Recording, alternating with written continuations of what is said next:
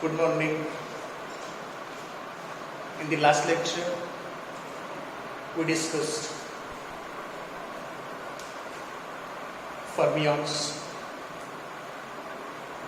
the particles to be studied in Fermi-Dirac statistics, some basic fundamentals for distribution of the fermions. Not going into much details. Many details are there. We are not going to these things. We shall stick up to our article. Using those various fundamentals, basic things. In the last lecture, we derived equation number 3, which gives maximum probability of distribution of Ni number of fermions into Gi number of quantum states. These distributions are distinct and distinguishable from each other. We need this because fermions are identical and indistinguishable. For this reason, if the fermions get reshuffled within the distribution should be distinguishable and distinct, and this can be obtained by making use of equation number. Then, number of particles in this system may be taken as n, where this n is constant. As you have taken in last two articles, this n may be written as n1 plus n2 plus n3 plus dash dash, where n1 first group of fermions to be distributed among Z1, then second group of fermions to be distributed among Z2, then third group of fermions to be distributed in Z3, and so on. This is always constant, and therefore I may write this as summation of I n. And if you differentiate this equation, you will have summation of I dni is equal to 0, equation number. Number of particles in the given system may be very large, but they are finite in number and therefore constant, and differentiation of the constant is 0, represented by equation 2. Number of particles are finite, therefore energy possessed by the system is also finite, and it is constant. This energy is given by E is equal to N1 E1 plus N2 E2 plus N3 E3 plus, this can be continued. This corresponding to G1, G2, G3 and so on. Or it may be further summation of I, EI, Ni. And if you differentiate this, as E is constant, this is constant, differentiation of this is 0. And that is what? Summation of I, EI, Dni is equal to 0, equation number 5. P is very large. Let us take logarithm of P and logarithm on RHS of P. If you take logarithm of equation 3 can be written as logarithm of P is equal to, when we take logarithm, product get replaced by summation, so pi I will be replaced by summation of I. So it will be summation of I, logarithm of Gi factorial. When you go to the numerator, summation of I minus summation of I, logarithm of Ni factorial Again the term is the denominator, summation over I, logarithm of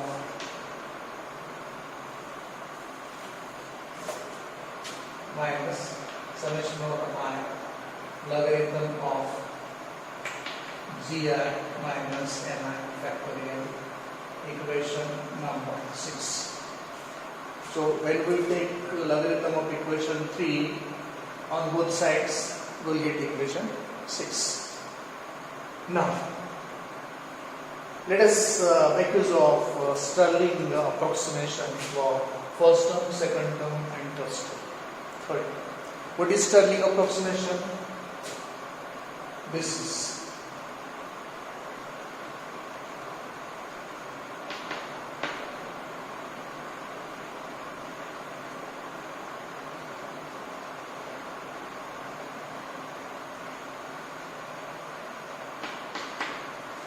Stirling approximation is always used for logarithm of factorial of a number. That is, logarithm of n factorial is equal to n log n minus n. Equation number 7. Let us use this formula of Stirling approximation in equation 6 to get logarithm of p is equal to summation of I gi logarithm of gi minus gi minus summation of I ni logarithm of ni minus ni minus summation of gi minus ni logarithm of gi minus ni minus gi minus n.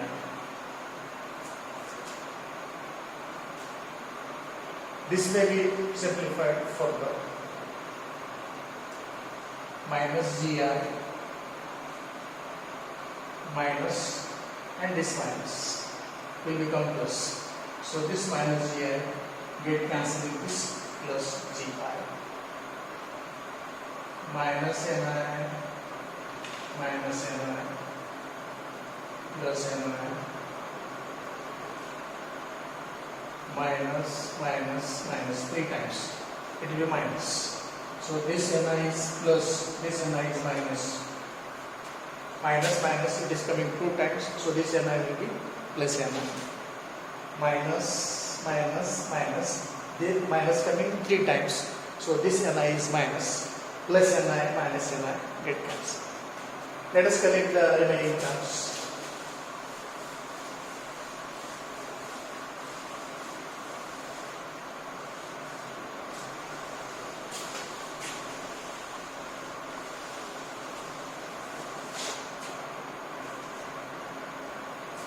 Logarithm of p is equal to summation of I gi logarithm of gi minus ni logarithm of ni minus gi minus ni logarithm of gi minus ni. Equation number 8.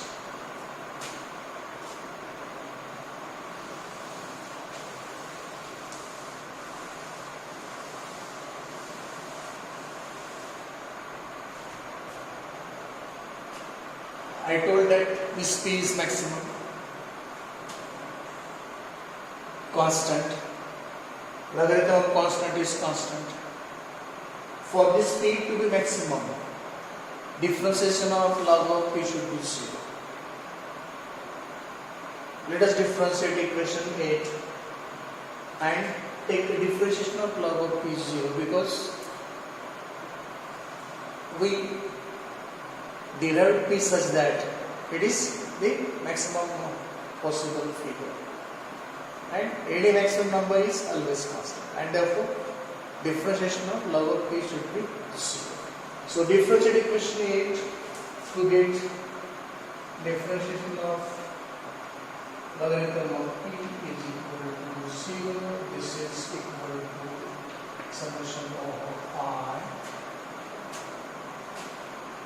Gi is constant, so differentiation of these two in product will become simply 0 minus. Apply product formula to get Ni into 1 by Ni dN minus logarithm of Ni into dN. Now to this second one, again apply the product formula. If we keep this constant, it will be minus of Gi minus Ni.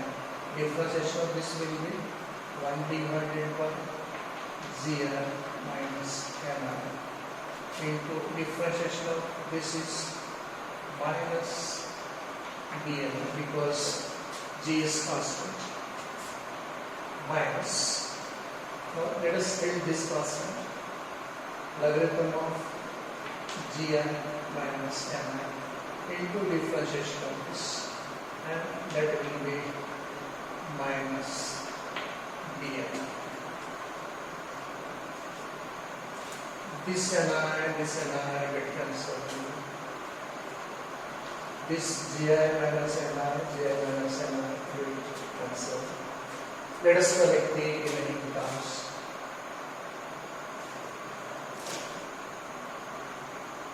Summation of I minus dN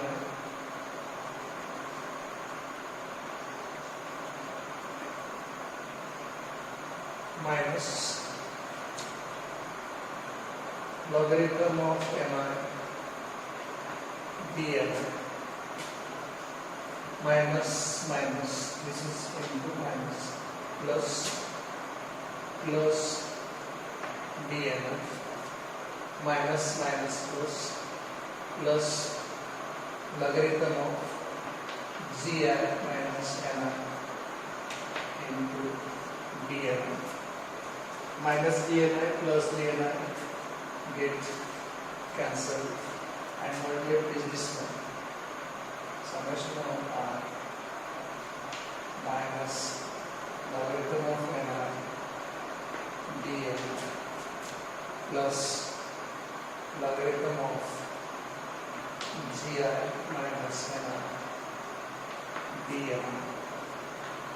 0 is there to the LHS. Take minus sign, common sign to the other side to get this as summation of logarithm of Ni dN minus logarithm of Gi minus Ni into dN. Equation number 9.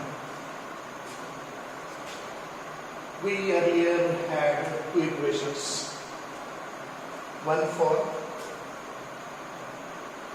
summation of dN is equal to 0, and other summation of I Ei dN is equal to 0. This is for constant number of particles in the given system. This is for constant energy of the system under consideration. Multiply this by alpha, this by beta, and add into equation 9 to get summation of R logarithm of Ni minus logarithm of Gi minus Ni plus alpha plus beta ER into dN is equal to 0. dni from all terms is taken from. This dni is sent to the other side, it will become 0. Log a minus log b, log a divided by b. Transfer this alpha and plus beta a to the other side to get logarithm of ni divided by zi minus ni is equal to minus alpha minus beta r. Or if you take anti-log on both sides, it will be ni divided by zi minus ni is equal to e to the power minus alpha minus beta r. Or this may be further gi minus ni divided by ni is equal to e to the power alpha plus beta r. Reciprocal on both sides is taken. Then further we have gi divided by ni minus 1 is equal to e to the power alpha plus beta er. Transfer this minus 1 to this side.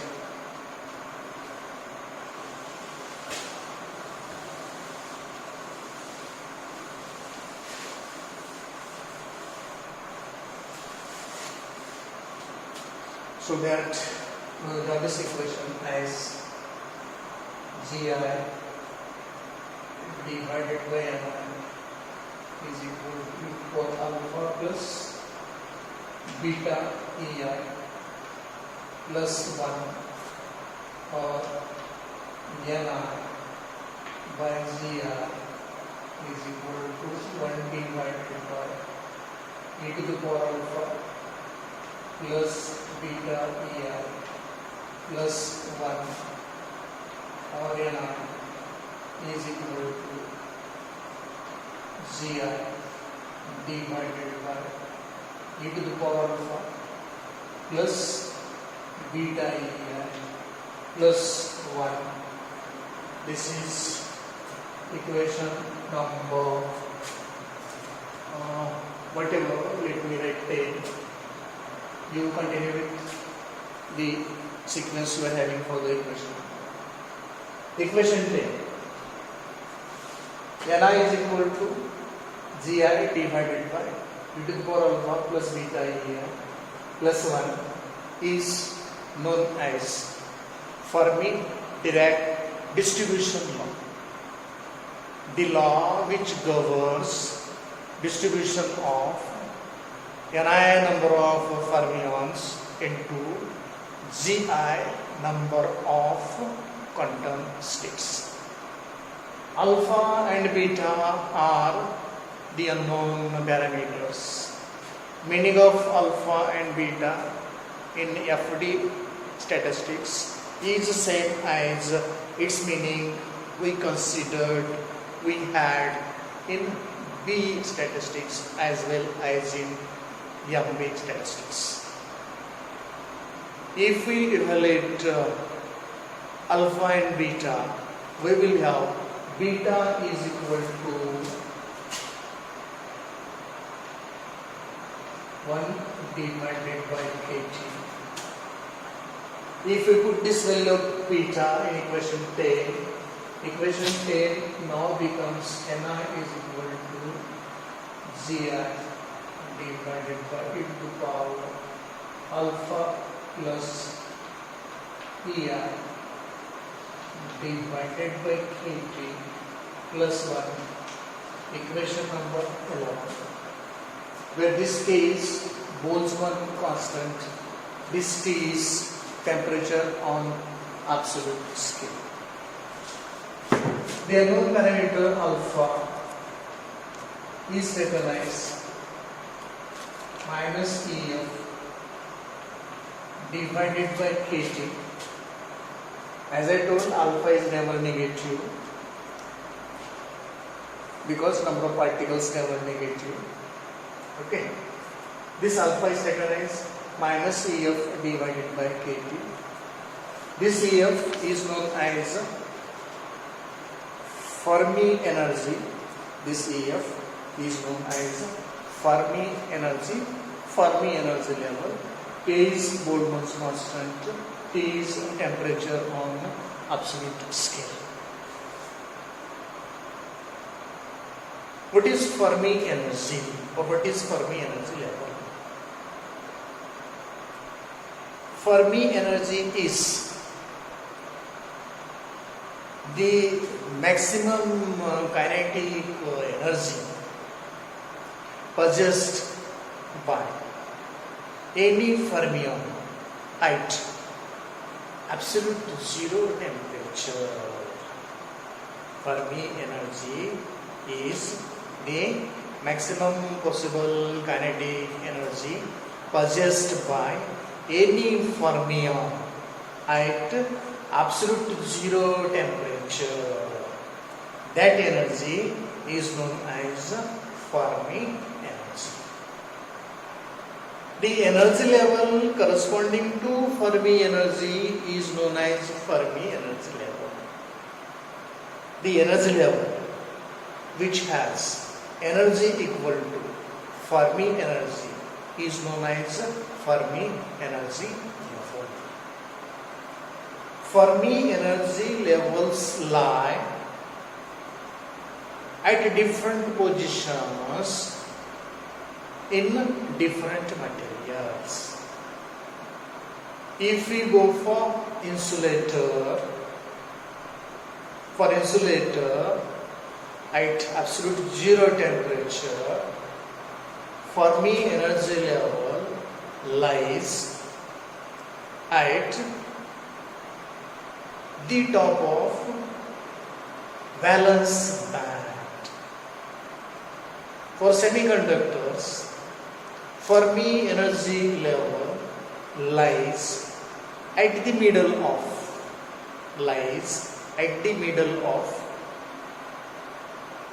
energy band gap. Energy band gap between the valence band and conduction band. The gap between conduction band and valence band.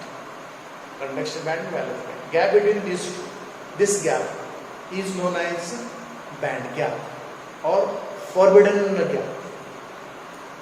And the energy level which lies at the center of this gap, of this forbidden energy gap, of this band gap between valence band and conduction band is the Fermi energy level for semiconductors. It means that for semiconductors, the Fermi energy level lies at the middle of the energy band gap between valence band and conduction band.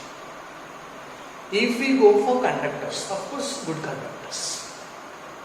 For good conductors, the Fermi energy level at absolute zero temperature lies at the bottom of conduction band.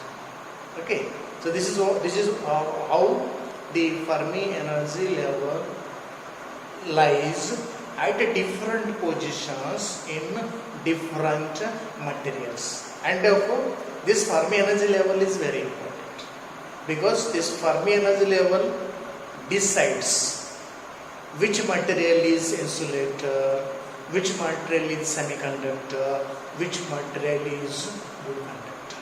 In that concern, this energy level is very, very important.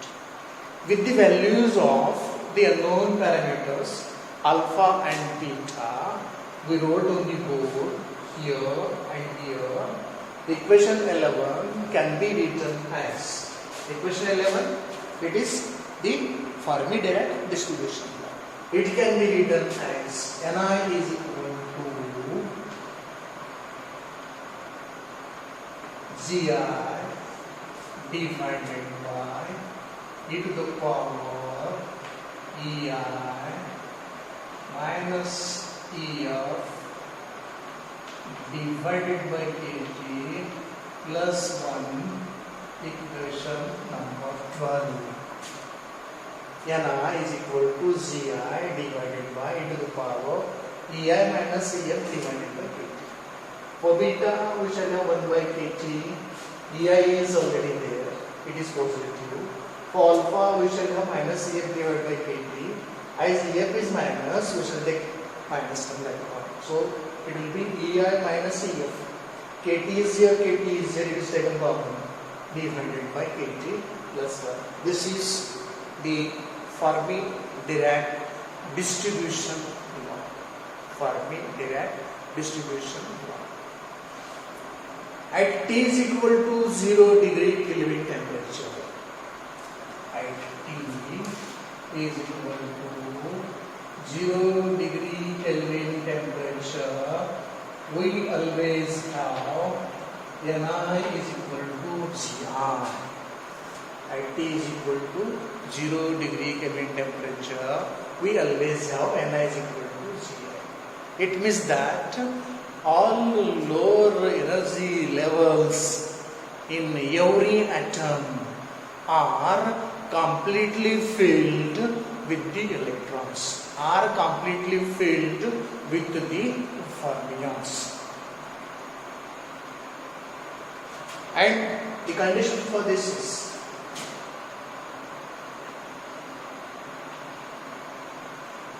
limit T tends to, of course, 0 degree absolute temperature or 0 degree Kelvin. E to the power ei minus ef divided by kt plus 1 is equal to 0 infinity. We have taken the denominator. Limit t tends to 0 e to the power ei minus ef divided by kt plus 1 is equal to 0. It will be 0 for ei minus ef. Let me write this condition here. Is equal to 0 for ei minus ef less than 0 is equal to infinity for ei minus ef greater than 0. Let us see what is meaning of this. It will come 0. How it will come 0? Ei minus ef less than 0. If ei minus ef is less than 0, it means that it is negative. E to the power minus infinity. And what is e to the power minus infinity? 1 divided by e to the power infinity. 1 by infinity is always 0. And therefore it will be 0. Infinity for ei minus ef greater than 0. If ei minus ef is positive, e to the power infinity plus infinity, e to the power plus infinity will be positive and it will go to infinity, and therefore this will come to infinity. Well, for time being, we can take away this one from here. Not needed to take one. Let us see what is meaning of it, what is meaning of this and what is meaning of this. When this term comes 0, it comes 0, we will have Ni is equal to Gi divided by 1. That is Ni is equal to Gi. This condition. When T is equal to 0, Ni is equal to Gi. Okay. When limit T tends to 0, this goes to 0 for ei minus ef less than 0. It means that EI is greater, EF is it means that EI is smaller, EF is greater. EI smaller, EF greater. Smaller minus greater will be negative, so less than 0. So for all energy levels which are above, the Fermi energy, Ni is 0. Means there will be no fermions at T is equal to 0 degree temperature, absolute 0 degree Kelvin temperature. There are no fermions in any energy level which are above the Fermi energy level. Okay. And what may be meaning of this? EI minus EF greater than 0. EI minus EF greater than 0. What is meaning of this? EI is at higher energy level, EF is at lower energy level. All electrons, all fermions will be lying in the lower energy levels. This is the meaning of limit T tends to 0 into the power EI minus EF by kT is equal to 0 for this condition, is equal to infinity for this condition. All electrons lying here for energy levels smaller than EF, Fermi energy, and there are no fermions or electrons in the energy levels which are having energy larger than the Fermi energy. Okay, so we can use this equation for examining the distribution of fermions in various energy levels. As I told, Fermi energy, this concept is very important. It is used to classify various material size, insulators, semiconductors, and conductors. Fermi energy also specifies the maximum amount of kinetic energy possessed by a fermion at absolute 0 temperature. So this is about Fermi-Dirac distribution law. Hope you got it. We have completed this article here. In the next lecture, we shall go for comparison between these three statistics. Thank you.